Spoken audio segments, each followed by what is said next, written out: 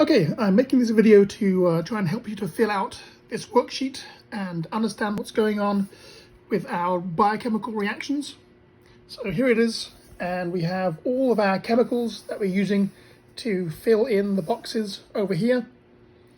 We're not going to think too much about the pentose phosphate pathway. I'm just going to concentrate on the metabolic pathways of glycolysis, the transition step, and the tricarboxylic acid cycle. So let's start with glycolysis, and we can start in the top box. Glycolysis is the splitting of glucose, so we can put glucose in the top here.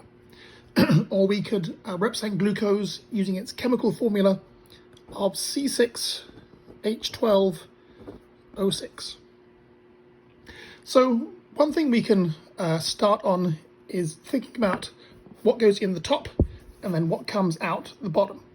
And then we can worry about all the in-betweens after that. So glucose comes in the top, and what comes out of the bottom is our pyruvic acid.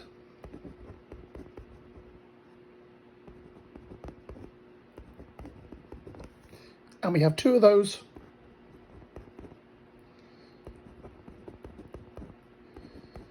Coming out the bottom of our glycolysis.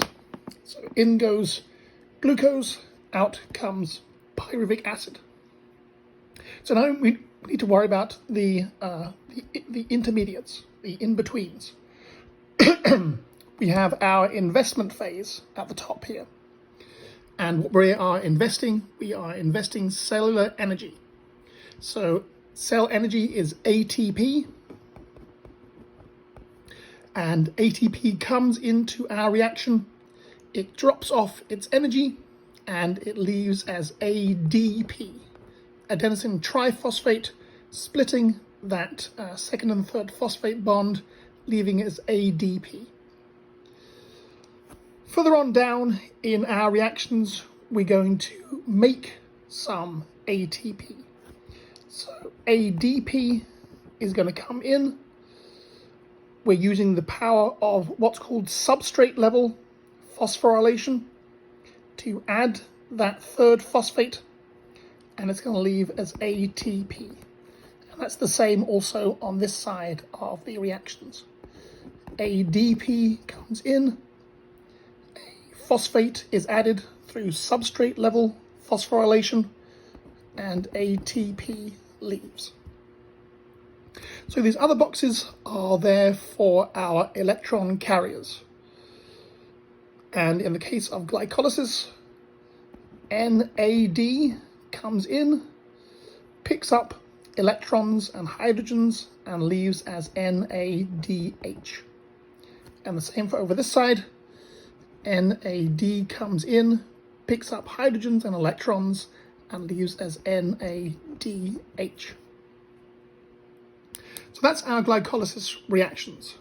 And there's various other things we can think about regarding glycolysis. We can think about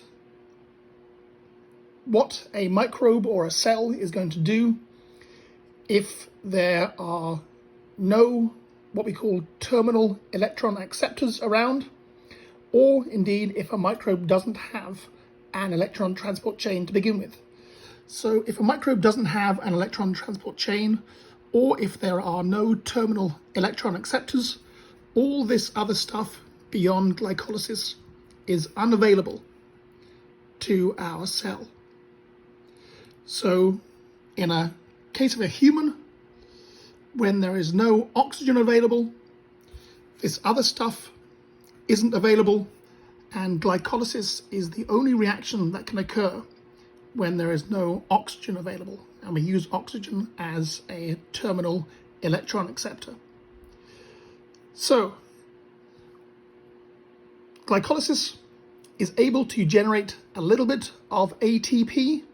We see we have to put in some ATP at the top, but we get more ATP out than we put in, and overall, for each molecule of glucose that enters our reaction, we get 2 ATPs out from glycolysis. But in order for glycolysis to continue, in order for us to keep putting glucose in the bottom, keep getting pyruvic acid out and making our couple of ATPs, we need this stuff, NAD. NAD comes in, picks up our electrons and hydrogens, becomes NADH, and we need a method of regenerating the NAD from the NADH. Now, when we have our other reactions available and we have our electron transport chain, let's put that down here, we can send our NADH to the electron transport chain and it'll regenerate back into NADs. But no oxygen in terms of a human or no electron transport chain means we don't have access to any of this stuff. This is where fermentation comes into play. Let's put fermentation down over here, represented by an F. We can send our NADH to fermentation.